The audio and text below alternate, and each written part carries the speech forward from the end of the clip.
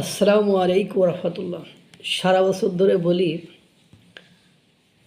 America আর ভারত এরা খুব অন্তরঙ্গ বন্ধু এবং প্রয়োজনে এরা নিজ প্রয়োজনে শত্রুতা সৃষ্টি করে তার শত্রুদেরকে ঘায়েল করার জন্য।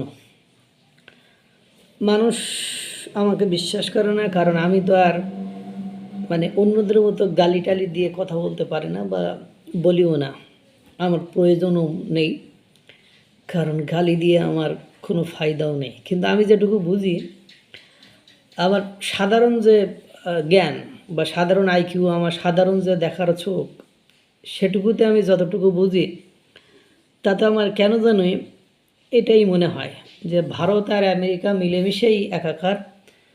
তারা নিজেদের ভেতরে যে শত্রুতাটুকু দেখায়, সেই শত্রুতাটুকু তার শত্রুদের ঘায়েল করা, তাদের যে প্রকৃত শত্রু তাদেরকে ঘায়েল করা, তাদেরকে নিঃস্ব করা, তাদেরকে শেষ করার জন্যই মূলত তারা এই সকল এহেন কর্মকাণ্ড সম্পাদন করে থাকে বলে আমার মনে হয়। যাই হোক, দীর্ঘদিন ডোনাল্ড ট্রাম্প ক্ষমতায় আসার পরে প্রথম যে সফর হয়েছিল নরেন্দ্র মোদী, সেখানে নরেন্দ্র মোদীকে কীভাবে আলিঙ্গন করেছে, কীভাবে বন্ধু বলে সম্বোধন করে কীভাবে কাজ করার কথা বলেছে, পরক্ষণেই দেখা গিয়েছে যে একটা কয়েকটি নিষেধাজ্ঞা এবং কিছু ছোটোখাটো কারণে তাদের মধ্যে দ্বন্দ্ব, আর এই দ্বন্দ্বকে পুঁজি করে প্রতিবেশী দুটি রাষ্ট্র, ভারতের প্রতিবেশী দুটি রাষ্ট্র পাকিস্তান এবং বাংলাদেশ আনন্দে আত্মহারা হয়ে নিজেদেরকে একেবারে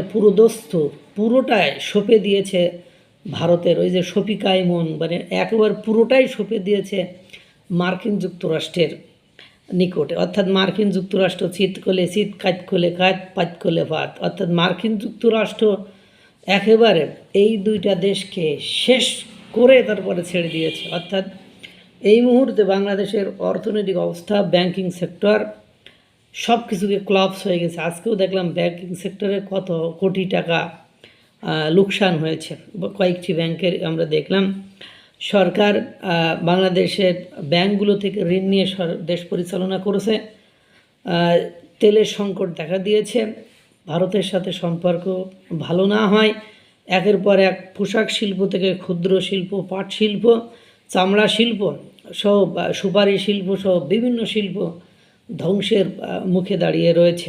আরাকান আর্মিরা ওদিকে এদেশের নাবিকদেরকে তুলে নিয়ে যায় এবং পাকিস্তানের কথা আমি নাই বলি, তাদের দেশের বিদ্রোহী গোষ্ঠীগুলো তাদেরকে প্রতিনিয়ত নাজেহাল করে। আফগানিস্তানের সাথে যুদ্ধ হয়, এমন কিছু নেই যে হয় না তাদের মধ্যে। এদিকে আমরা ভেবেছিলাম, বা আমি তো কখনো ভাবিনি, আমি তো বরাবরই বলেছি, যারা ভেবেছিল হয়তো মার্কিন যুক্তরাষ্ট্র বিশ্বের সবচেয়ে বড় পরাশক্তি, তার সাথে হাত মিলিয়ে বাংলাদেশ এবং পাকিস্তান কী না কী করে ফেলবে ভারতের, সেই আনন্দে আত্মহারা হওয়া লোকগুলো ফ্রান্সের G7-এ অংশগ্রহণ করা মার্কিন যুক্তরাষ্ট্রের প্রেসিডেন্ট ডোনাল্ড ট্রাম্প এবং নরেন্দ্র মোদীর কথোপকথন, আলাপচারিতা, হাত বাড়িয়ে দেওয়া, বারবার হাতটাকে কসলানো এবং নরেন্দ্র মোদীকে একেবারে কি বলে সম্বোধন করেছে আপনারা দেখেছেন, যে একেবারে ভদ্র ভাষার কিলার।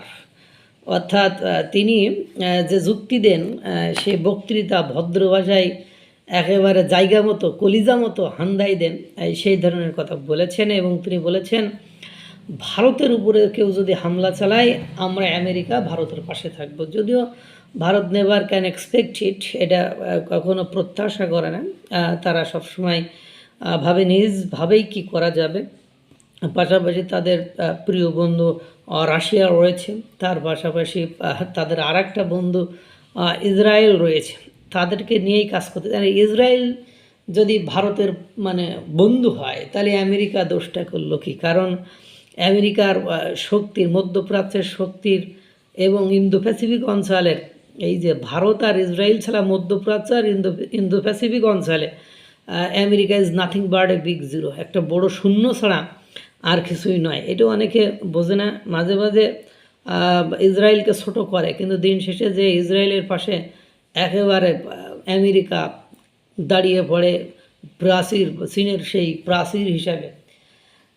বুঝতে হবে আমেরিকার ডোনাল্ড ট্রাম্প এর এক কথায় সব শত্রুতা একেবারে শেষ হয়ে গেল মনে হলো, এরকম একটা বিষয়টা। আল্লাহ তাআলা সকলকে ভালো রাখুক, সুস্থ রাখুক। আসসালামু আলাইকুম রহমতুল্লাহ।